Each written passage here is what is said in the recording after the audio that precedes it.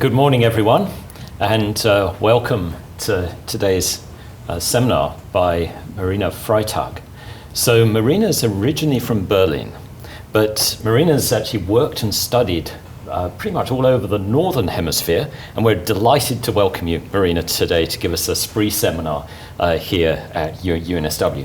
So Marina studied in the United States. She then did a postdoc at EPFL in Switzerland. Her first academic position was in Uppsala in Sweden, and now the University of Newcastle in the United Kingdom is lucky enough to have Marina as a reader in energy materials.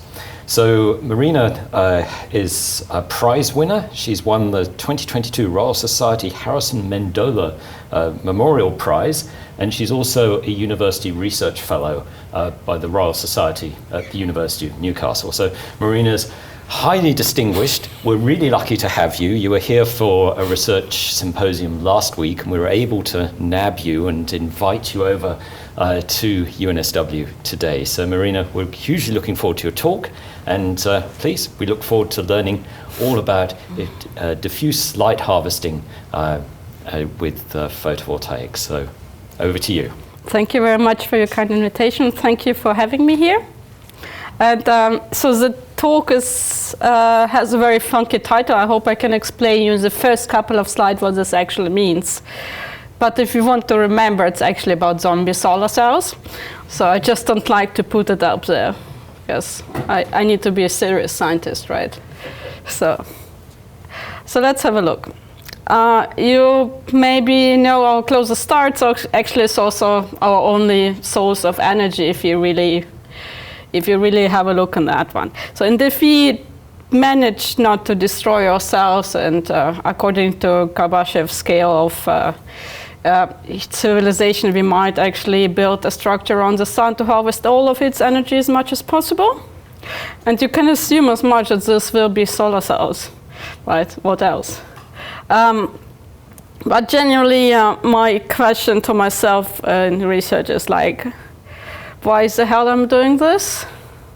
And how am I supposed to be doing this? Maybe what should be next, right? And I hope over the next couple of slides I will come to some kind of a conclusion, or at least have an idea. Let's say this way. So, this guy is also as classical silicon solar cells, and this is how far we actually came to an actual megastructure around the sun.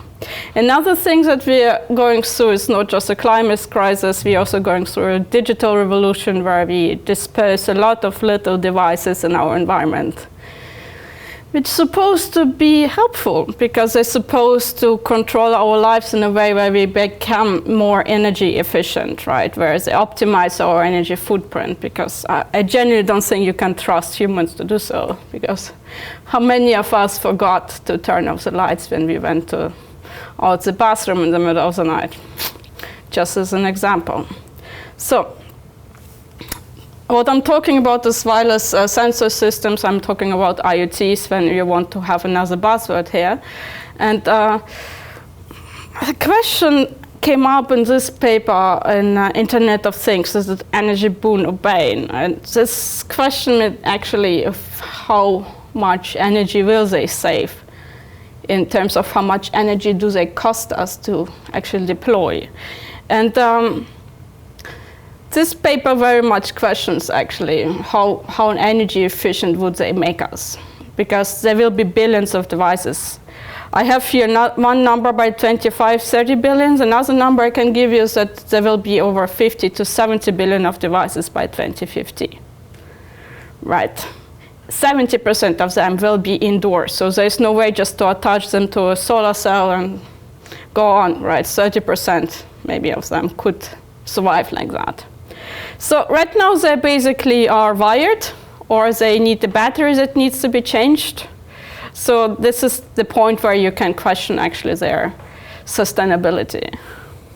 As another buzzword. So let's collect buzzwords. IoT, sustainability, let's see what's next. I will give you a lot of them today.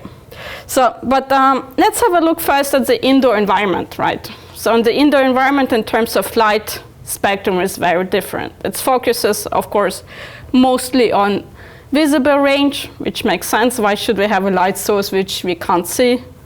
The sound spectrum is much broader, especially there's, of course, a big part in the UV and the infrared, right? We can ignore this from now on. We don't care about light from now on, which we cannot see. So, because this would be the environment for this 70% of IoT devices, right? So, and this is where I come in a bit. So over the years, we've been developing photovoltaics, which are specifically meant to work well in this kind of environments. So we not only match it to the spectrum of indoor light, we also consider that the intensity is much, much lower. So it's about 1,000 times lower indoors than it is in terms of solar radiation, right? So, and then I'm a chemist, and from now on you should remember that I am, especially for the next couple of slides, please be kind, and remember I am a chemist. My interest is in making molecules and materials, and the rest is just fun. So what we did is we, of course, with our photovoltaics, we matched the spectrum perfectly. We started with 29%. We optimized certain recombination processes, which are actually a bit more of concern in indoor environments. And then we reduced the recombination, we reached 34. And very recently, and I hope the reviewers are very, very kind to us, we have almost 40%. The efficiencies look very nice. Please don't worry, I do not break the Schottky quasar limit. We are talking about very different spectra here, okay? So, and the thing we did, right, and this is why we're doing it. So we developed this photovoltaic. We actually also developed our own little IoT platform. We had to do so because even though IoTs are becoming more energy efficient, they still have components which are just unnecessary. For example, if you power them with a photovoltaic. And the next thing we noticed is that we still had energy left, because the way that you actually process energy with a photovoltaic indoors would be very different. You have to maximize your energy use at every given time, because you don't have a storage system. Right now, the way the IoTs work, of course, they will sense and compute things at a very limited periods of time because they need to extend the battery lifetime, for example. So we had enough energy left to have another buzzword. It's AI, or machine learning on device. And the idea was there, of course, to do some edge computing, reduce data transmissions, which actually much more reduces the energy consumption of the systems. And maybe to have less devices in the environment, because I do think that the number of 50 billion or whatever billion you have is actually, in terms of materials you need and deployment you need, is actually a scary number. So if you can make them more efficient, not just in terms of energy, but also the way they process data, maybe we can save a bit more energy, right? So, and for that, I worked actually with kind of some smart people, even if one of them is working in Munich. I forgive him for that. The other person is actually, right now, he used to be in Salesforce CTO. Right now, he decided to have his own fancy startup at u.com. If you do programming, I highly recommend this. But he is also one of the leading AI experts worldwide, and he helped us to develop the first algorithms, because even that you need to optimize towards PV use, because your computations are energy limited. You need to optimize this as well. Yes, this is just e-ink display we powered with our PVs, and this is just for my own ego. I'm sorry. What you see here is actually the data we actually collected using these IoT devices. It's just to benchmark our machine learning capabilities on using like pre-trained two-layer networks to categorize images of handwritten digits. We were also able to do that, for example. But here it shows that I am a very benevolent boss. As you see, temperature is in the lab. You have Monday to Friday, a bit higher temperature, and on the weekend people are actually allowed to be home. Yes. But what you can also see is that you have a system that goes down when the light is not present, because we're faking a day, right? it's a day where you have 16 hours, we turn lights on, off, and on. So it goes down, then the lights is off, and when humans are actually present and it becomes relevant, basically, it goes up again and collects and transmits data. We also compared this to actually how many batteries will you save, or how efficient is the system actually? And if you compare the energy you actually deliver to the IT device using these little PVs, it's comparable just 2 weeks about of a AA battery, or just a week for a AAA battery. So it's quite a bit actually. And we also calculated that you need about 1 millijoule, or 2 to the power of 15 photons per one inference calculation. And training of this network takes a bit longer. It's 150 joules, which is equivalent to a photovoltaic cell of the size of your smartphone in 24 hours of light, indoor light, okay? So I think it's quite feasible. So this comes to unpublished stuff. You're welcome. We recently, what we did is to develop a bit smarter system. So we have an IT device with a bit more efficient PV actually, which recognizes its deployment scenario.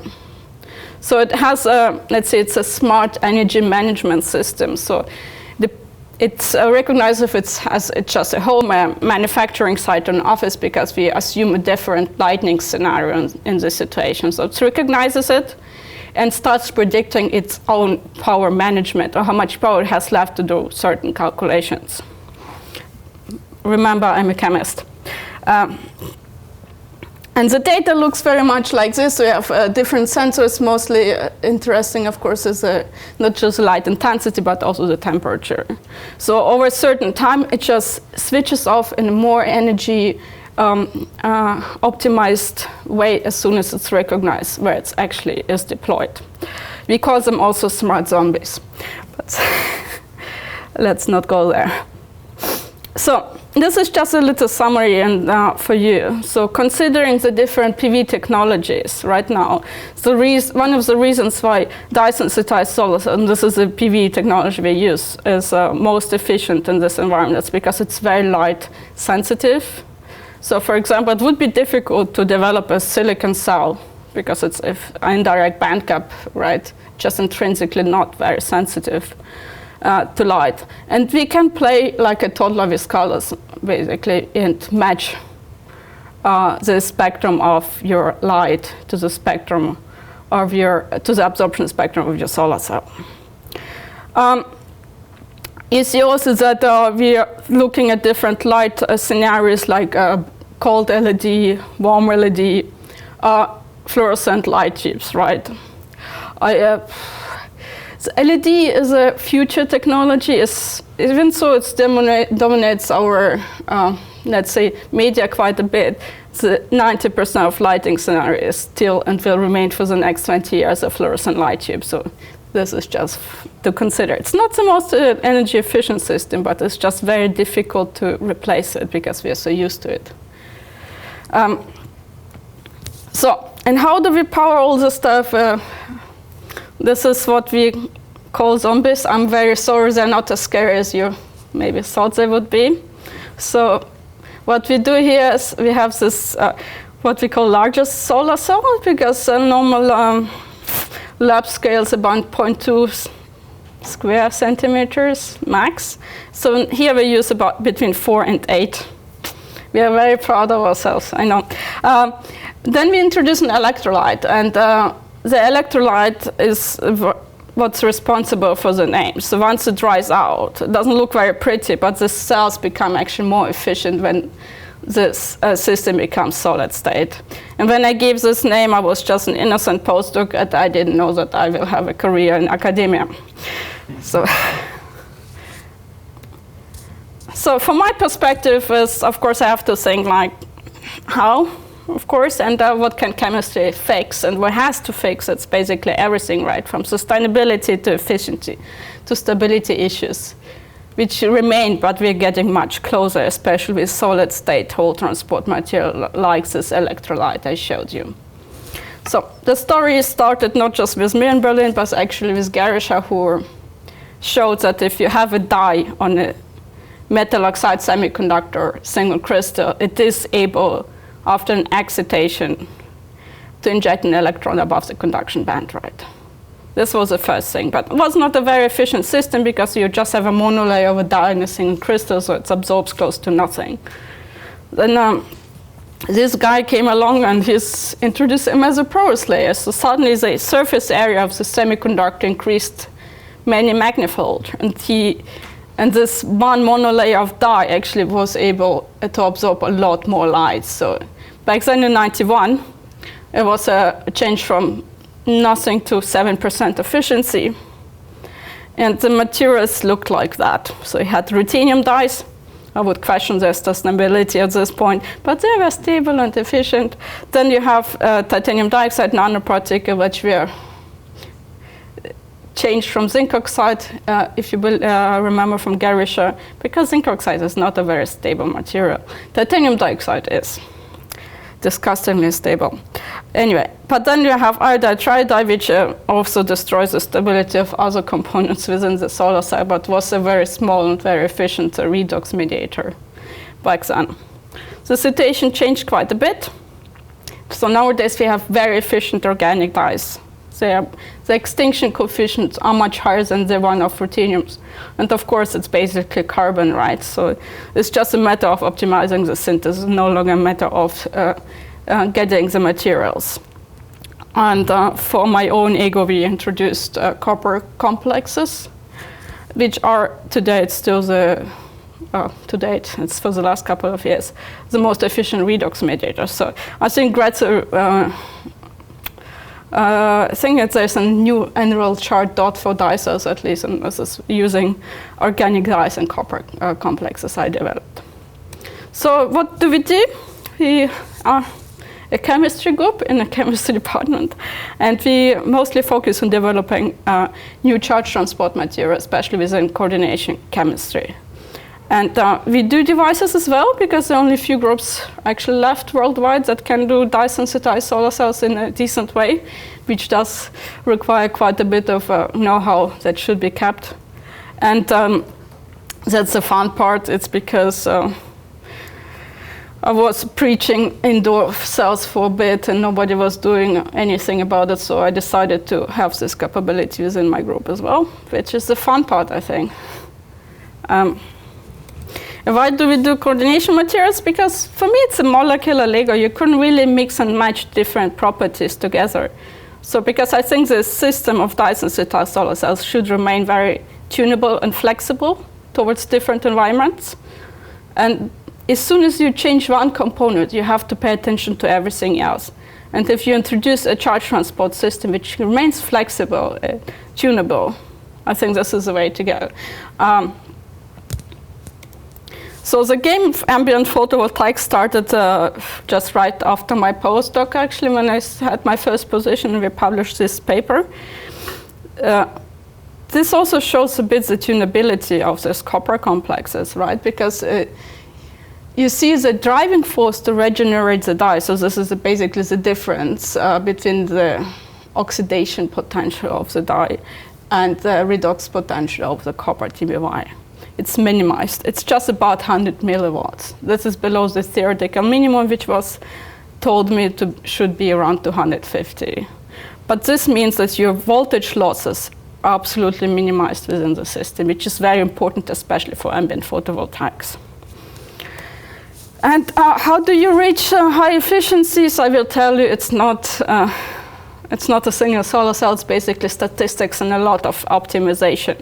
So to reach the first 11% with these copper complexes in the co-sensitized system, we had to make about 5,000 cells. It's fun. But I think over the time, you basically just eliminate the human error. So. And these were our first results in terms of indoor, and this is where you see you should not pay attention to the efficiency. The most important part is you need to know your power input. You really need to know your light source. You need to know how much light comes at your solar cell. it's diffuse light. It's much more difficult to handle. You really have to measure at the solar cell. Otherwise, the way I have to review papers at the moment is a rather painful story. Anyway, and you measure your power input. So this is the easiest way of having efficiency, right? Is power output or output over power input, right? Something. And this is how you get efficiencies. What you need to know is that doesn't matter what your efficiency is. If you don't have a certain power output to power your IT devices, really doesn't matter how high your efficiency is. But we compared this to actually the best solar cell, in my opinion, it's a gallium arsenide. Gallium arsenide has a very good band gap in terms of matching the solar light, right? But you can see that here, that it does not match the indoor light that perfectly. But it is as light sensitive, I would say.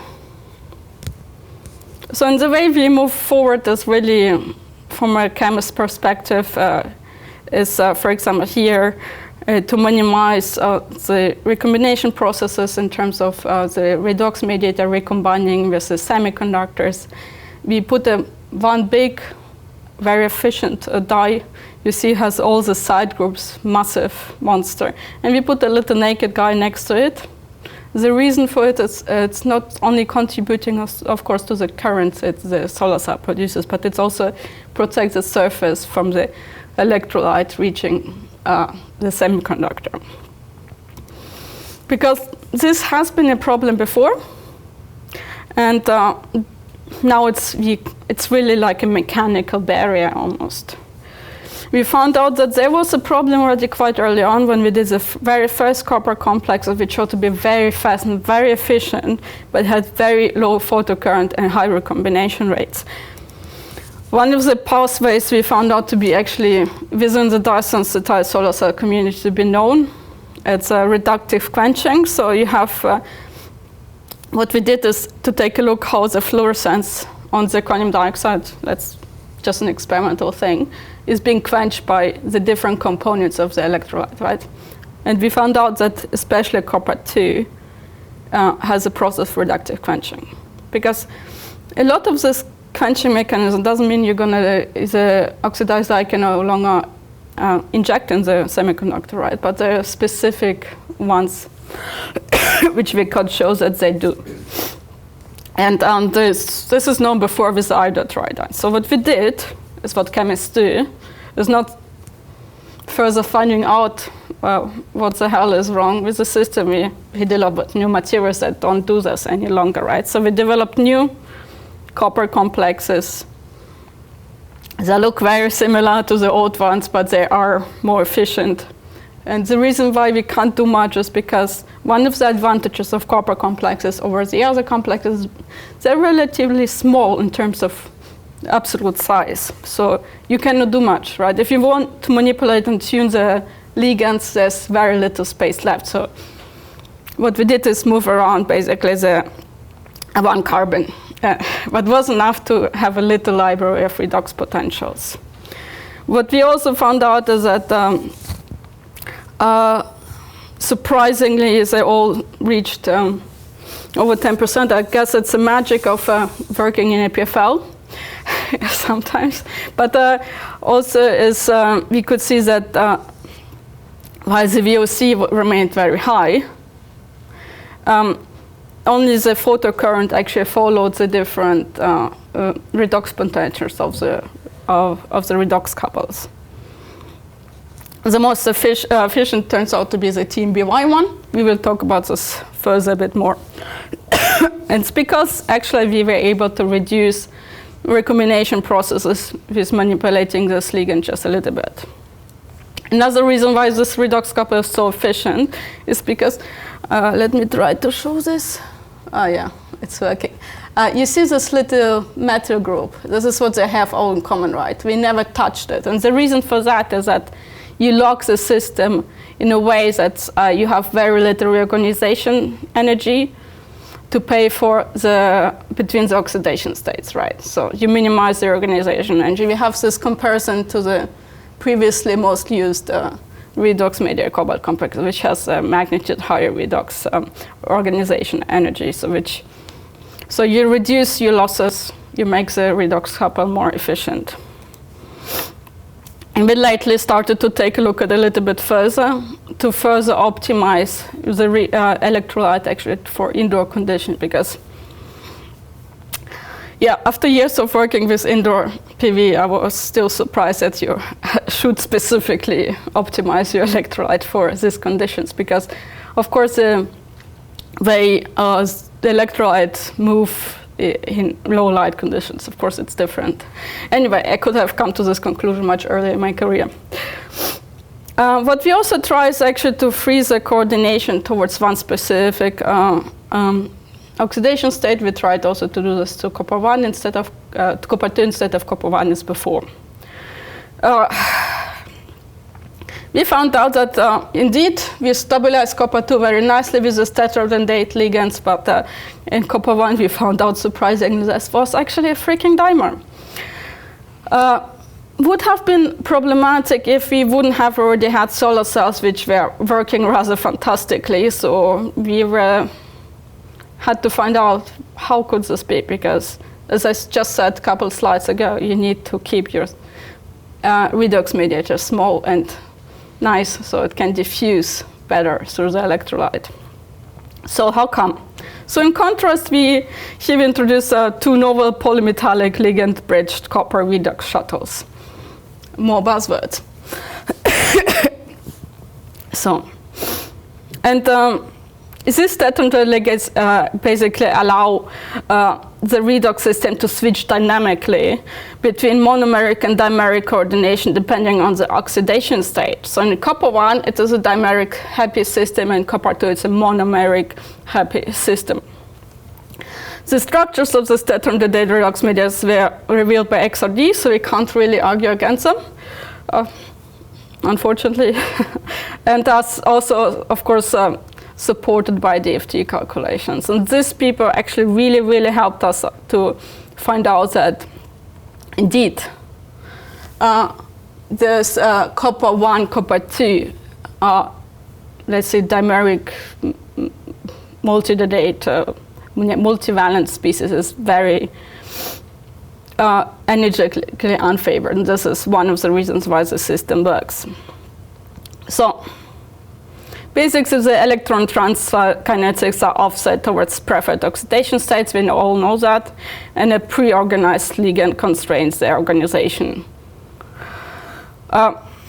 Here, it took us a while actually to find this mechanism. I know I have not much time left. So why the system works very well is basically you have a 2-electron one redox couple system where, of course, one of this is classical diffusion.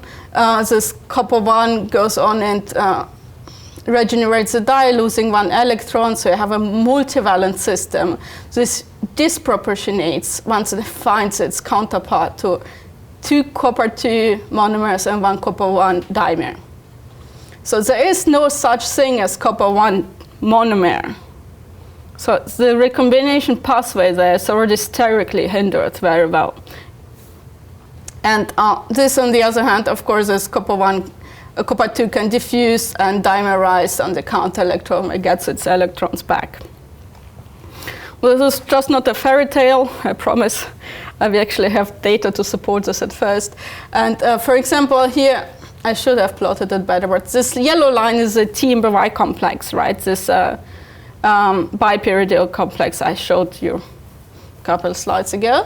So, and we compare here the electron lifetime, right? So it's higher electron lifetime, the less recombination we have, and here are our new 2 redox couples. So indeed, the recombination is suppressed quite nicely. And here, let's see the yellow line. I really need to learn my lesson, plot it one day. I'm sorry. It would be somewhere here, so it's quite flat. And what you see here is a measurement of limiting current. What you do here is you have basically 2 electrodes, preferably just a counter electron. You put your electrolyte in between and go through the potential window. What you do here is you lead you reach the diffusion or mass transport limiting current. What it helps you is to find out actually what, with some good feelings, your solar cell could reach a maximum current. So, and yes, so what it tells you is that indeed charge transfer is much more efficient with this redox meters in comparison to the previous redox couples. Of course, we have much more data to support this. Please go ahead and have fun reading it. Otherwise, the first author is sitting there. So you can, it's his problem to explain you further. So when we also published our first biperiodic complexes, as I said, we found out that if our solar cells should be dying, so they really didn't die. They got better than before. And one of the reasons is if these materials become solids, it actually suppresses some of the recombination pathways. So the photocurrent increased basically in comparison to the liquid system. Another very important reason why we're looking into solid state, because there's no way in the world, this is I'm telling you as a Dye person, would we ever commercialize a system that has liquid electrolyte. It's a beautiful system to play with as a chemist, but in terms of real world applications, there's just no freaking way. But what we showed, and yes, this is a lab scale. Zombies are very cute. I think they're much cuter than the bigger ones. But you see that it's really nicely dries above the active area, basically of titanium dioxide, because of the capillary effect, I think. Anyway, they're stable, and they're so far the most efficient whole transport material, at least for dye cells. And we have different systems to show that they all have this capability. So there you have different sized dye cells, and this is the way we usually go. You see here the values. So we take a look on full sun, different dye combination. This is just us trolling Michael Gretzer, who said this would be the best. We do this sometimes because we are petty people. Then we take a look on the efficiency on lower light, which is usually 10%. It's very easy to set up your system to measure 10%, right? And there we see that certain systems perform better on indoor or low light, and then we go on to measure in indoor light conditions.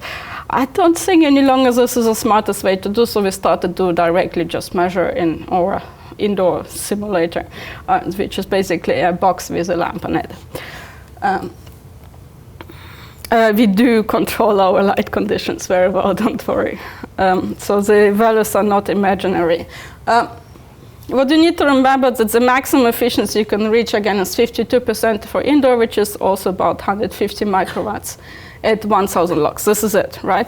So right now we are, let's have a look, I already forgot myself. So we are about 103 microwatts, so we are really close. This was a 34% cell, right? So we bit better, of course, with a bit more high efficiency cells he recently submitted, and praying to the review gods not to destroy us. Of course, we can't wait. I mean, in terms of zombie cells, of course, it's a flashy, nice name, and it's fun to play with this as a chemist. But it's still complicated. You need to let them die and dry, and it needs to be controlled conditions because the material needs to be nicely amorphous instead of crystalline. So we started developing directly copper coordination polymers, which are capable of selective whole transport. Here we worked together with Aaron Walsh, who, after we found out the materials are working, he also told us why they're working, because he's a computation person. Sometimes we do stuff that works and we don't know why. So we found out that actually this ion bridge coordination polymers have a very nice band-like transport over the entire polymer structure. And we compare this to the commonly used whole transport material, pyromitat, which, by the way, as a chemist, I'm telling you, this is crap. This is not a very nice material. You have to dope it. And as you can see, the values in the pristine, they're actually not very conductive. So you really need to have a lot of salts in it to actually make it sufficiently conductive. So instead, if you take a look on, let's say, polymer number 2, undoped, it has already same kind of conductivity, it's not better in mobility than the doped spiral method. And it's nicely processable. It's playing molecular Lego, you just can put it on. Yes, so I'm trying to hide this, but you see, this is my only not lead-free slide because I was moving to UK and a student was left alone. This is what happens. Yes, but he could show that if you take a look in a very moody system like the perovskite, even there the whole transport material works. I still think that if you just look on perovskites, they destroy themselves, but that's just my personal opinion, maybe. Sorry. Are the perovskite people present here? Good. We also, of course, playing with more structures. For example, here we have a copper charge transfer salt, where the counterion and the anion are copper complexes. We also played around replacing this copper once with nickel. In case somebody asks me why copper is, because everybody asks me why I use copper. So for once I did something different, put nickel in it, and it was completely an insulator. This is due to the structural changes that copper 2 has within the solid state materials. So it's indeed, if you just use copper, it's actually nicely conductive as a salt. And this is a very stable hydrophobic material which will protect whatever you want to protect below, actually, from other environments. So I hope you can see that chemistry will save the world. Might be my personal opinion. We are getting closer to the maximum efficiencies in a lot of technologies, not for solar radiation in dye cells, and I suspect we will not, so I will rather focus on indoor in the future. So this is what we're going to continue doing, playing with coordination chemistry to improve our solar cells, because there are thousands of dyes out there. There are very few charge transport materials, and maybe this is what is missing in dye cells. One big point for me is, of course, that this technology is absolutely freaking easy, and you can do it with your kids. So what we did is we did berry solar cells, where you really use berries. We smashed them, or the children did. We paid attention they don't eat the stuff. As well, and we made these little solar cells. We use a little double-sided sticker to put the electrodes together, and we used iodine electrodes. But it's safe. And we also developed a little IoT device, which was like a little solar simulator, so it would take a look how efficient their solar cells are, and if they would press this big red button, because who cannot press the big red button, right? This would tweet the results. So if you go at berry cells, you will see that we have managed to about 1,500 cells by now. It also gives you a sticker which leads to the tweet. So it's a little QR code there. So I pretty much forgot a lot of things saying this here. So if you need to read anything, we just published a very short 100-page review on dye cells. You're welcome. Yes. Of course, I'll say thank you to all the money givers and my collaborators and my group, all these poor people who trust me to work with. So, yeah, thank you.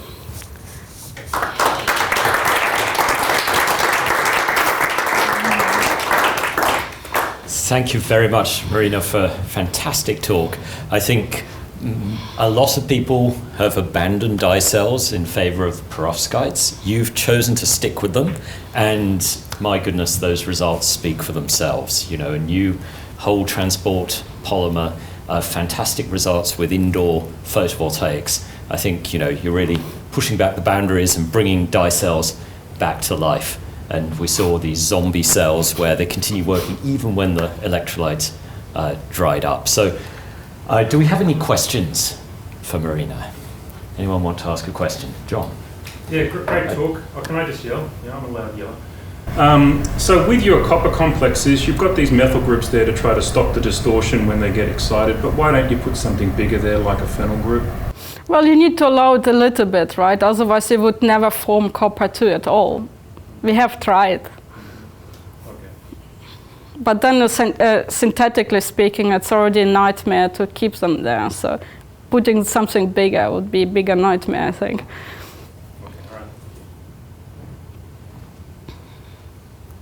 Anyone else got a question? Tim? Yeah, so what's the detailed balance limit under your Osram light, for instance? Do you know? So we don't know how close your cells are getting to like the equivalent of a Shockley-Kweisser limit for your indoor lighting. Well, it's 52%, right? This is our limit in indoor now. Okay. And you're halfway there. It's 40. There's still some space. I need to keep on getting funding to reach it, right? 40 out of 52. Oh, that's a high distinction. Close. I'll ask another one then if there's no other questions. So about your examples at the end with sulfur, you have these sort of square planar copper complexes with sulfur. Do you ever see copper-3? No, I have not seen yet. That's the same type of motif that they propose exists in enzymes, the stable copper-3 complex. The blue copper complex, right? No, but we haven't actually. I'm not an electrochemist. You should have realized it's there somewhere. No. Yeah, it'd be dimagnetic, right? Yes. No. Okay, so Marina, I'd like to ask you one question. I think a lot of people would make dye cells and then, the electrolyte dries out and they go, oh, these are no good, and they throw them in the bin. Yes. But you chose to test them after, and I think sometimes science advances by this. So could you tell us a little bit about how you discovered the zombie solar I cell? wish this could be credit given to me, but we had a technician who would test our electron lifetime system. He specifically asked me to give him some dried out cells, and then he came back half an hour later and said, like, Marina, this is not very nice. I asked you for dried cells, not still working cells. This is how we started to take a look on this, yeah. So there's still some funky surprises in science. I like that. Yeah, absolutely. I think that's Alexander Fleming moment of finding out that your dye cells don't actually die. So, Yes. well, Marina, have we got any more questions? If not, oh yes, one more. Sorry, this might be a little bit of a simple question. Yeah. What's the longest period of time that you actually tested one of the zombie cells in order to measure if there's like a loss of efficiency over time to exposure? I really like to show this because people sometimes don't realize what the data here actually also means. This is operational stability over several days, right? And we keep on running the systems online. So I think this is better than just the stability. We actually have this cells in operation. And see, it's always the same. That's very cool. Thank you. Okay.